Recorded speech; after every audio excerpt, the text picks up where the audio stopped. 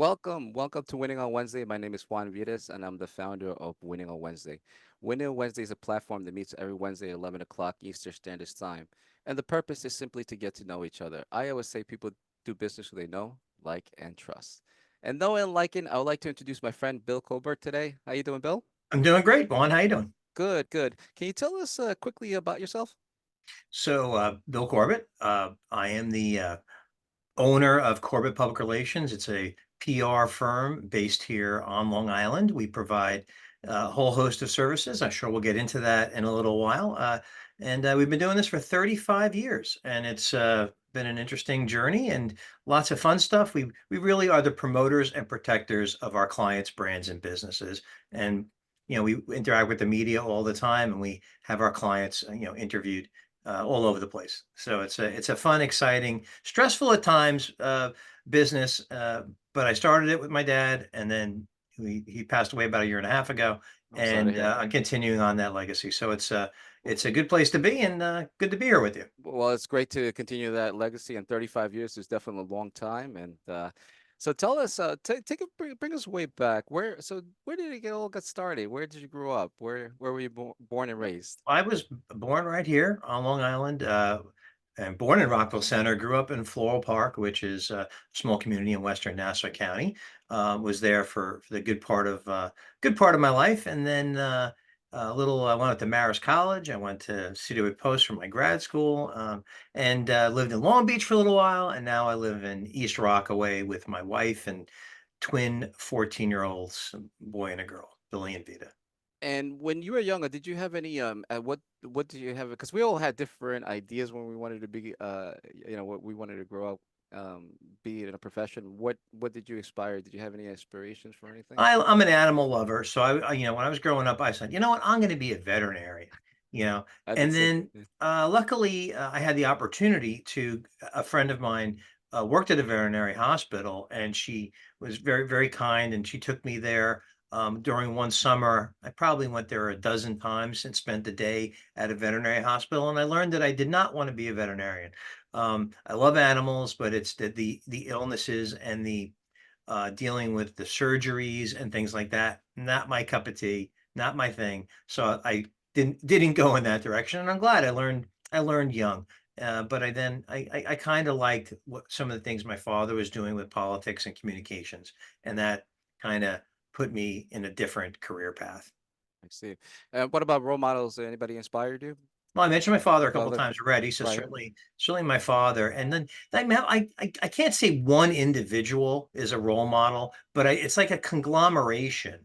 I read a lot of books and I listen to a lot of books, and there's something about um, members of the military, leaders in the military, leaders in business, and I think a conglomeration of them really are my my mentors, or the people that I look to as role models. Everybody is flawed, and everybody has their good points. So I try to find the good points in these business leaders and military leaders, and try to emulate that. Wow. And you mentioned went to Emeritus College, right? Went to Marist Yes, College up yes, in yes, yes. Poughkeepsie, New York. Yep. And what was the major again? I'll let you guess. No, political science Political was science. my major, minor in business. I liked the field. I always thought I was going to go work in government, and I ended up working in government for a short period of time. But that too wasn't where I wanted to be. But the political science degree gave me a good understanding of the way politics and government, work. So that was a helpful foundation for me. Absolutely. So tell us about your experience about being on the first job, about your first job. How was that like? Mhm. And you Well, I mean, you kind of first job is, well, I'll tell you my real first job. I right. started at the bottom one, at the very, very bottom. I picked up garbage, cleaned urinals at a state park upstate New York, for an entire summer. I actually had two jobs at the same time. I worked in the park doing that job, and you ever drive up the thruway, those rest stops on the thruway? Well, I worked at one of those, and it was very big, very messy, and a lot of people really were not very clean, and I had to clean up after them in bathrooms and parking lots and things like that. So I really literally started at the bottom. Oh wow. And then you were after college, you what After college, I kind of went in the direction that I thought I was going to go with the government. I helped the state senator win an election, and I worked in Albany for about 2.5, 3 years. And Albany and Long Island working for a state senator. So I got to see the legislative process work, which was fun. But again, it was a very hectic time. A lot of, I was a very low man on the totem pole and a lot of hours and, a lot of travel back and forth to Albany. So it really wasn't overly rewarding. I did learn a lot, but it wasn't like, like I said, this is not going to be my career.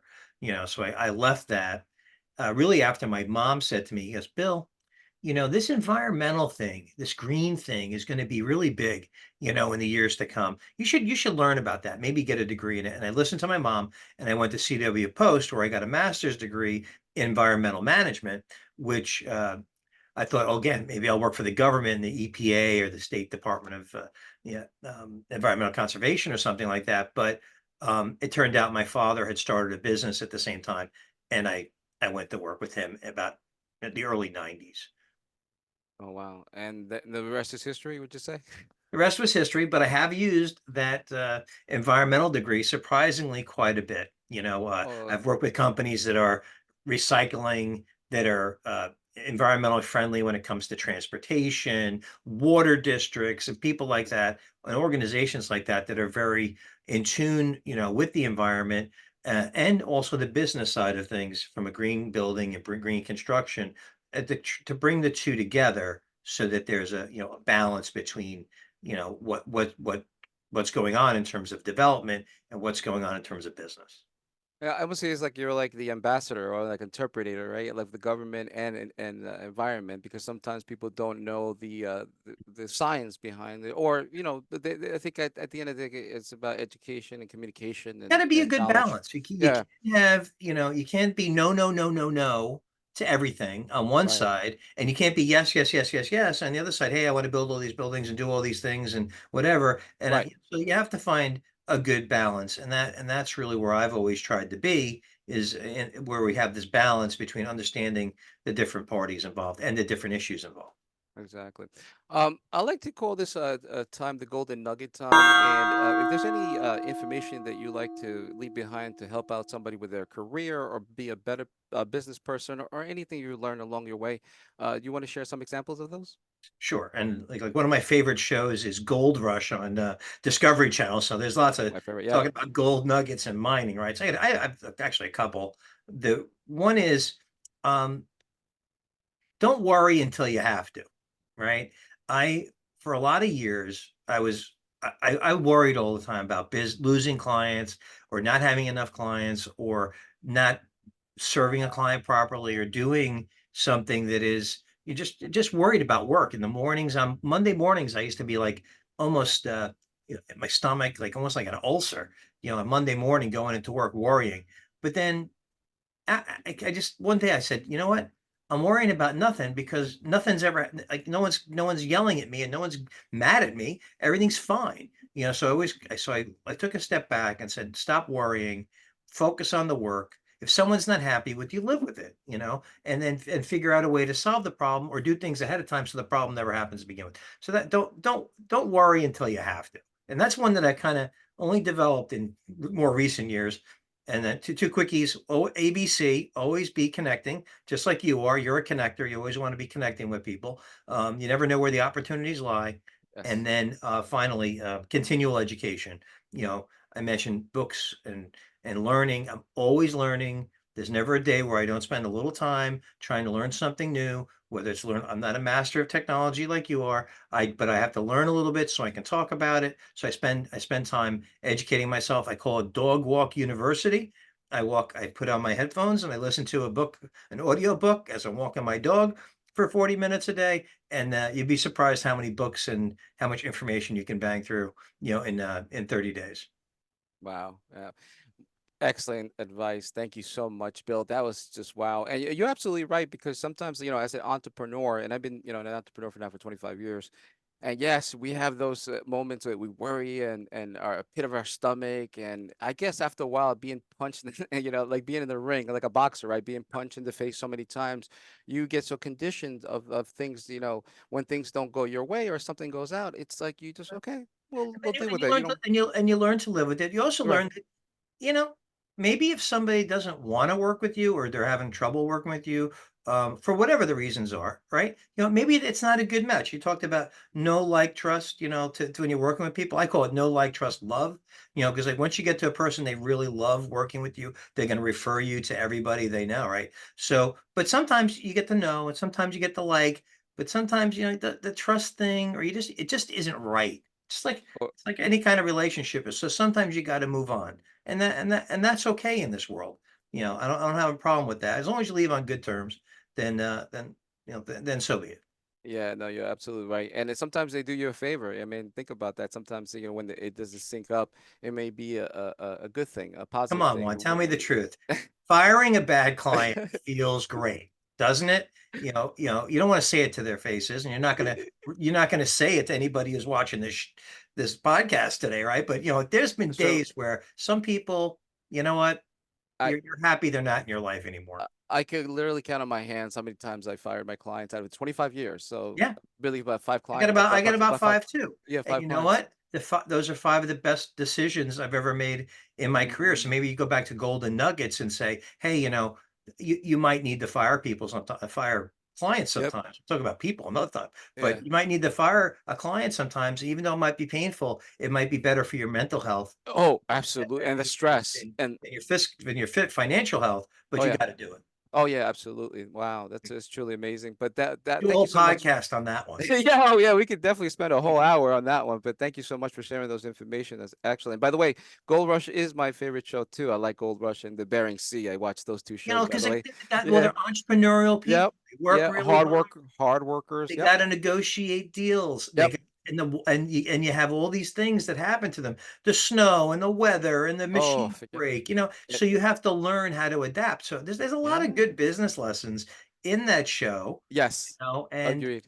also it's people are performing there, they're telling their story, so it's a very interesting perspective. And I do a lot of personal branding, so these characters, Tony Beats and Parker, and these people, these are characters, they're real Yeah. people, but now you know them a little bit and you know what they're Yeah. about, and I like that. I, I find that very interesting.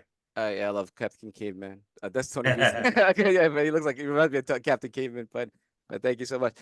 Now tell me about the networks or communities, organizations, or spheres of influence that you belong to or that you help out. Can you mention some of those? Sure. Well, I've been on the board of the Marty Lyons Foundation. If anybody knows, Marty played for the New York Jets back in the 80s, for about 10 years, and he created a foundation that grants wishes for children with terminal life-threatening illnesses. So I've been with him for over 10 years, might be 15 years, 20 years almost. And it's great to be part of that organization and helping out families and children who are really in the most heartbreaking of situations. So that's the Marty Lyons Foundation. If anybody wants to look them up, and then a client of mine, which I really like to work with, is Paws of War. They rescue dogs from around the world, and really they're dogs that soldiers and members of the military befriend. Then they bring them back. We just brought back some dogs, some puppies from Middle East recently, Oh, and then they'll be reunited with the soldiers that they oh were with over wow. there. They also give dogs to veterans and first responders, and they train them to be service dogs or trained companion animals. So that they're really inspiring to work with. My I work with a lot of different not-for-profits, and those are just two that stand out. The Morgan Center is a very nice not-for-profit that created the first preschool for children with cancer. So that's important. And organizations, I'm part of a couple different networking groups, and like the Long Island Lead and a couple others that I'm active with. I've stepped back from networking a little bit in my career. Um, I don't know exactly why. Maybe I have less time. I don't know what it is, but I really try to focus my time on the groups that are the most efficient. And since the pandemic, I love doing more these remote type of interactions than as many of the personal ones I used to do. I would be out. I calculated that at any given month, my base number of days out was 11 or 12. So that was a lot of days Oh yeah. that I was losing a third of a day out of the office. And granted, there's some value to it, but that was just too much. So I had to dial it back a bit. Yep, yep. I know the feeling. I mean, I knocked over 7,000 doors, so I don't go out anymore as much as I used to. So this is more Yeah, convenient. But also from the cost factor, the to travel to and being yeah, stuck in traffic. I remember being stuck in traffic for like 45 minutes, an hour on GW yeah. Bridge and go and see a client. And now it's so convenient just to pop this in and just Right. call. So we just say, I mean, you got to go see people. I mean, I of believe in course. personal interaction. Yep, Also time is money. yep. And granted, years ago, that's how old I am, that, cell service wasn't great. And, so you had trouble, but you can make calls now, at least in the car. But it's much easier if someone can just pop on a Zoom. Yep. I don't have to drive an hour. They don't have to drive an hour. And we can be efficiently interacting. And then when we do have to get together, we'll make the most out of our time. And I think one of the values is people don't realize about Zoom is the share screen factor because Oh, yeah. because back then you think about remote me, join me, and all these other Yeah. platforms that were kind of like very shaky. But since the whole world uses Zoom now, it's like and it's a lot easier for me to get on a call with a client and just share my screen and just because over the phone it was a lot difficult many years trying to go over details about a Yeah, when you give website. somebody tech support, it's hard to walk them through because you don't know Right. exactly, what they're seeing, and now you can show them exactly. So it's a different world. I was using Zoom in 2017, 17, 18, and obviously when the pandemic hit, it exploded in just days. And I was fortunate to kind of know a little bit about it. It was free, the free it was free. It was Right. free. So I was using this to meet with clients for free from 17, 18 through 20. And then everybody jumped on the bandwagon, which is great, happy for the company, but it's got a lot of good tools, like you said. So it allows you to communicate and see people face to face. So tell us about your company and your service. So tell us about what you offer for your service. I know you mentioned quite a few things. You work for a lot of non-for-profits and Yeah, I work organizations, for a but what couple yeah. not-for-profits. The majority of my business is actually about 40% is in healthcare today. Oh wow. Ironically, I probably had 5%, before the pandemic, maybe 10%. So that side has grown. Medical and health has grown. So Corbett Public Relations is a full service, public relations firm. I also have a division that does personal branding where I help individuals build their personal brand and, get all lined up on whether it's LinkedIn and all the things they need to have to build it. It could be a CEO, could be an entrepreneur, could be a salesperson, could be the head of a not-for-profit, really to boost their brand because people connect with people. They don't necessarily connect with a company and organization. It's the people that make up that organization and their message. So we work with those people. But our primary services is again getting people on television, getting people in newspapers and magazines, online, podcasts like this, and so they can share their message. And it's not really about selling, it's about sharing their message, whether it's solving a problem or whether it's sharing expertise, related to some service. So, and then the other couple little side to the business is crisis management. We work with companies and businesses that are and not-for-profits too that are having problems. We've worked on everything from you know plane crashes, train crashes, vehicular, unfortunately, deaths and accidental deaths and food poisoning and bankruptcies and sexual harassment and cyber attacks and reputation management online. So there's various problems that businesses have, and we're there to help them through it so it doesn't bubble up and get really bad where you have TV crews knocking on your doors or reporters calling because maybe something was perceived to have been done wrong. A lot of times, when something happens, it's not even the business's fault. There was a fire, there was an accident. It wasn't the businesses or the owners or the manager's fault. Something just happened, and they have to deal with it. So we're there to help them manage that situation. So we work with law firms, and we work with clients and people just having challenges. And thankfully, most of the time that we mitigate the damage and keep it out of the media, or if it is in, we keep it to a lesser extent than it could have been if they had done it on their own. So those are really the main areas. And we train Uh, people. We do media training for people so they can be ready to be on a podcast or be interviewed on television, things like that. wow. Excellent. That's wow. It's a lot of it's great stuff. I'm just curious.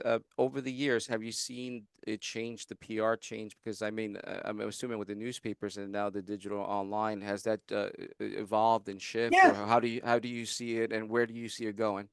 Yeah, it's an interesting question. We watch it, we rewind 25 years ago, and everybody got a newspaper delivered to their house, and the internet was just really just starting, and Mm-hmm. people got their news from the local TV Or station, magazines, right? CNN, subscriptions. Yeah, subscription CNN, magazines. Yeah. magazines. Yeah. Who gets a magazine at their house anymore? I don't even know. Um, that so that was the landscape back then. Then social media came along, and video came Right. along, and broadband came along. So yeah, it's a very different animal today, but it's good and bad. All right, there's fewer newspapers, like a lot of the local small papers went out of business. They didn't know how to adapt, and that was, I think they had a great opportunity, but they just didn't because they didn't know what to do. But then what blew up? There's millions, millions and millions and millions of blogs, right? There's hundreds of thousands, millions of podcasts, and those new forms of media plus social media and YouTube and all these things have created literally a new media. And so we have our traditional TV, our traditional newspapers, but now we have these blogs and podcasts. And maybe you could even say the mommy groups on Facebook, and you could say there's even people, they're citizen journalists, Yeah. where they say, hey, I'm going to write about the news happening in my hometown or in an industry. So there's a lot of different ways that people are getting their news, people are getting their information. Some of it's not so great, they're siloed. And maybe some people just look at Instagram every day, and that's where they get their news from. And that's a little scary because they're not looking at different points of view. But for us, there's a lot of opportunities to have our clients in the media today because of all these different types of outlets. I would just say though that back in the day, you watch a Channel 7 news at night here at WABC, and that would have a pretty big audience in the 80s, 90s, the pretty big audience, but these local TV has less of an audience. Um, but some of these blogs, may only have a few thousand readers. So you have more media with less audience. All right. So you have to be in business. Here's another tip for people is, you have to be very targeted at where you're communicating. And so you reach your specific audience. Like say there's riches in the niches. So you got to find your niche. You got to get to where you got to communicate with those specific people. And that's where you're going to get your business from. It's better to talk to, 2,000 business owners than it is to talk to 2 million just general people in the general population of New York, whatever, because they're never going to buy something from you if you're a payroll company, right? But if you are talking to business owners and there's 2,000 of them, it's a much more target rich, it's much smaller, but a much more target rich environment. So you got to think smart, you got to market smart, and you got to leverage the different type of media that's out there that, as you point out, has changed quite a bit in the past, especially the past 20 years, And more, even the past 10 years. and now even with AI, it's going to change even a lot I'm embracing AI. I like it. We use it in my office to do research. We use it to write content, draft content. I wouldn't say the final product is not AI. The final product is human edited content. Right. I've experimented with it with press releases. Yes. I have to give AI probably a C minus, in that capacity. It doesn't really do a good job with that kind of specific writing. I've asked it to write letters for me. Yeah. It's been okay. So if you're going to look at this, I consider AI, it's evolving. It's like a child. Mm-hmm. This is a toddler. Yeah. that we're dealing with, just like But when Facebook was a toddler. Facebook is now an early 20 something person, or a late teenager, so it evolves and matures, and hopefully it will get better.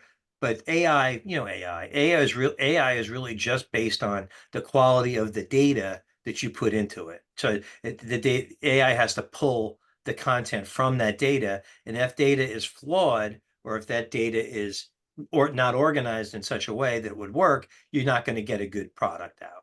You know, a Kind hundred of like percent. trying to make a recipe, and you put the wrong ingredients in. So instead of putting sugar, you got salt, and you're eating the cake, and it doesn't taste right. So that's what it's like, is that it's putting all Correct. the ingredients And in, but it's not baking the right cake. and you always, like, to your point, you always want to verify and fact check Oh, because absolutely. it can make stuff up too. What's So that calling hallucinations? They call listen. it AI hallucinations. Yes, it is not by any sense of the word accurate. So that's why it's a great tool to save time to get the first draft of something there. Yeah. But you always have to now that we've become like journalists, we have to fact check the stuff that is created. And again, a lot of times it's not accurate, or it's not timely. It might be being drawn on information from years ago, based on its databases, and that's something that's not new. So you got to be careful with it. But I'm optimistic that it'll be a tool in a good way versus something that's bad. The cybersecurity side of things is is bad, because AI is being used to attack, Right. used as an attack tool, and that's not good. But you need AI on your side to defend against it. It's a balance, like you mentioned Yes. before. It's everything is a balance. But wow, but it's so much. So much of wonderful information. I like the riches of the niches. I like Bridges that. and the It's niches. just I love that. I'm gonna use that. And thank you so much for this great information. And I, if people want to get in touch with you, what's the best way to get in touch with you? Best way is just at my website, corbettpr.com. I have WJ Corbett at Corbett PR is my email address. You just type my name in and just type in Bill Corbett PR. My name and my websites and LinkedIn and all that will pop up. Always happy to chat with people. I love talking to entrepreneurs and startups. Anybody who has a challenge, I'll give you a little time. I'm happy to see if we can point you in the right direction, or if we can help you out specifically ourselves. But we want people to succeed, just like you do every Wednesday. We want people to succeed, overcome challenges, and get information that's helpful to them to grow their careers and grow the bottom line. Thank you so much, Bill, for sharing your story. And if you'd like to be a member of Winning on Wednesday, simply go to our website, www.winningonwednesday.com, and click on the first time guest. And we'll see you next time. Thank you so much, Bill. Thank you, and we'll see you.